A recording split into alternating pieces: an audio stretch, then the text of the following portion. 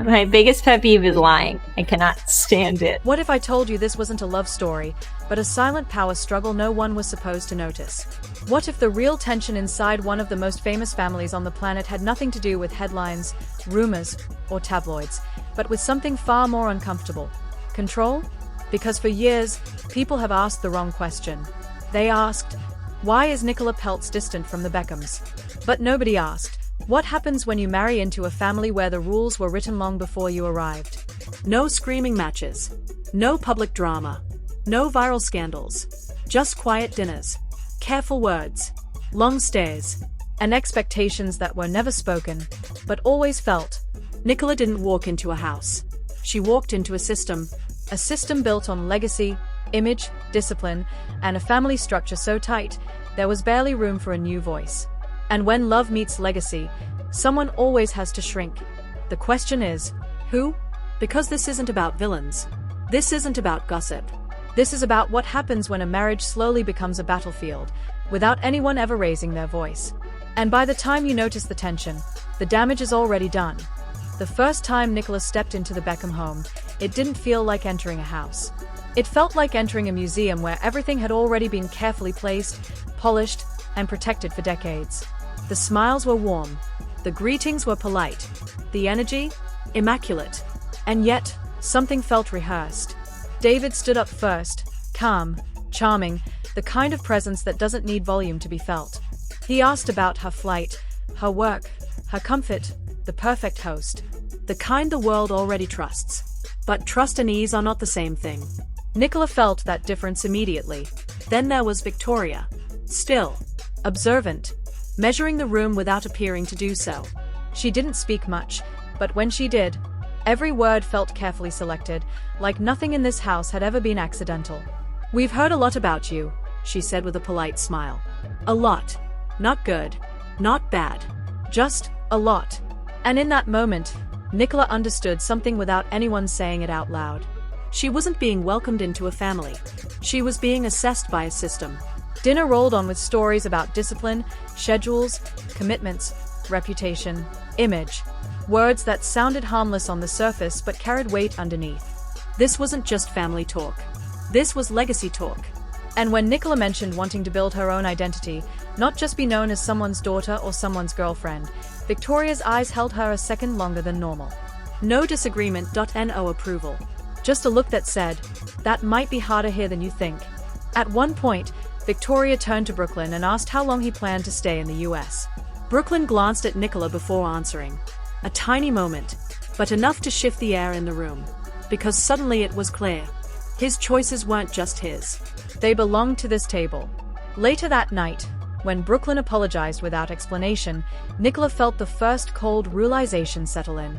Nothing had gone wrong. And yet, something had. No one had raised their voice. No one had argued. No one had been rude.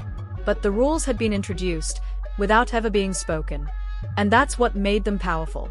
The visits after that were never explosive. They were quiet, controlled, and strangely tense. Every conversation carried an invisible weight. Where would they live? What would Brooklyn do? What direction would their future take?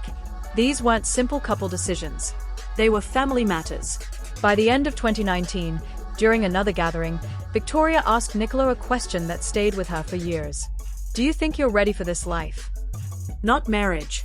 Not love. This life, Nicola answered honestly. I love Brooklyn. Victoria smiled, but it didn't reach her eyes. And on the way home, Nicola found herself staring out of the window, replaying the evening in her mind. A thought she never said out loud began to form. If a mother loves her son so deeply that there is no space left around him, where does that leave the woman who comes after? Because that space matters more than people like to admit. The wedding ahead was no longer just a celebration in Nicola's mind. It was becoming something else. A symbol. A test. A moment where lines would either be drawn or erased. And she had the uncomfortable feeling that she was walking into a situation where love alone might not be enough. She wasn't afraid of the spotlight. She was afraid of the structure behind it. Because the real tension wasn't loud. It was quiet. And quiet pressure has a way of shaping people before they even realize they are being molded. By the time 2020 arrived, Nicola no longer felt like an outsider. But she didn't feel fully inside either. She was standing in the doorway of a family that had perfected the art of looking flawless from the outside, while enforcing rules from the inside that no one ever explained. And the hardest part? Brooklyn didn't see it the way she did. Not because he didn't care, But because to him, this was normal. by the time wedding conversations became serious, the atmosphere had changed in a way no one openly acknowledged. On the surface, everything looked perfect. Public smiles, sweet comments, carefully worded interviews. A family that seemed supportive, proud, united. But behind closed doors, the discussions were no longer about flowers, venues, or guest lists. They were about control. Who would plan it? Where would it happen? Whose traditions would be followed? Whose vision would define the day?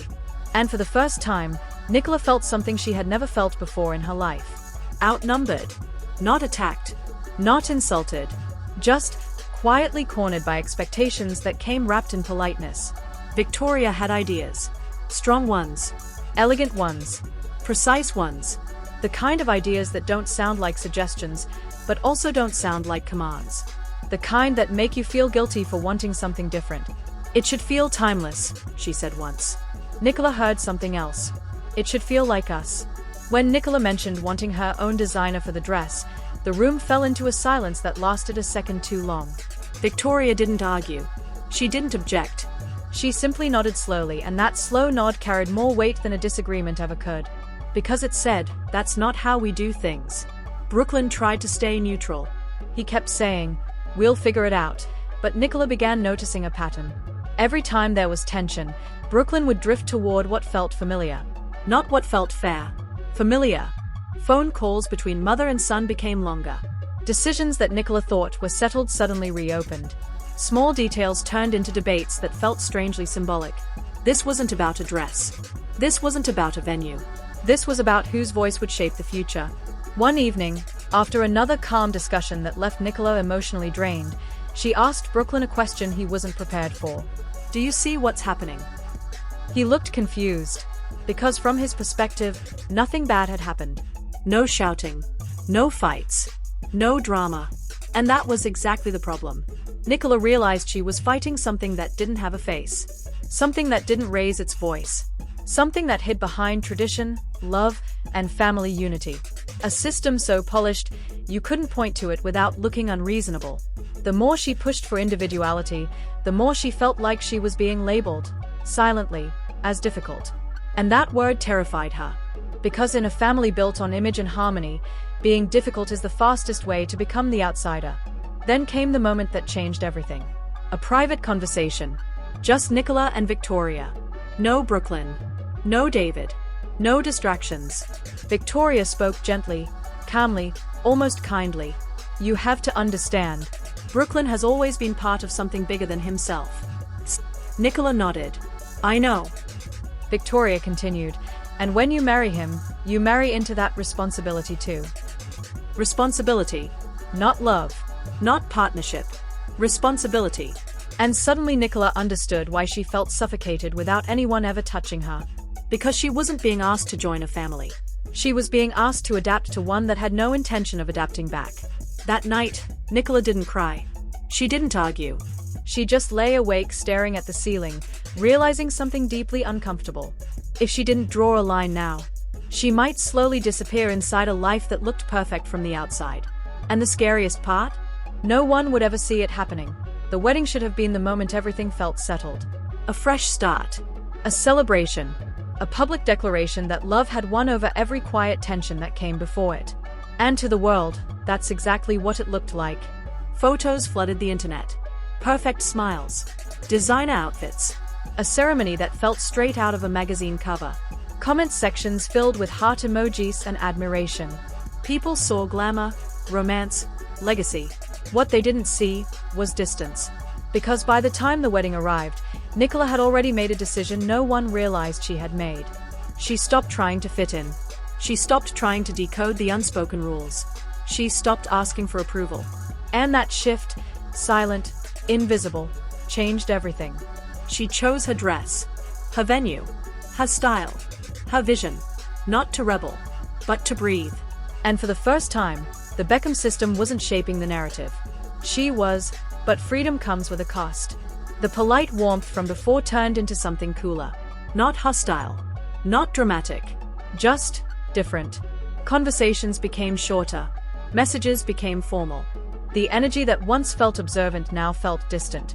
And Brooklyn began to feel it too. He was caught between two worlds that no longer blended smoothly. The family he grew up in, and the life he was building with Nicola. And for the first time in his life, those two worlds weren't moving in the same direction. Publicly, everything remained flawless. Privately, something had shifted permanently. Nicola noticed how often Brooklyn went quiet after calls with home. How he avoided certain topics. How he reassured her without being able to explain what he was reassuring her about. That's when she understood the full weight of what she had stepped into. This wasn't a clash. This was a separation happening slowly, politely, invisibly. No explosion. No headline drama. Just a growing emotional gap that no one wanted to acknowledge.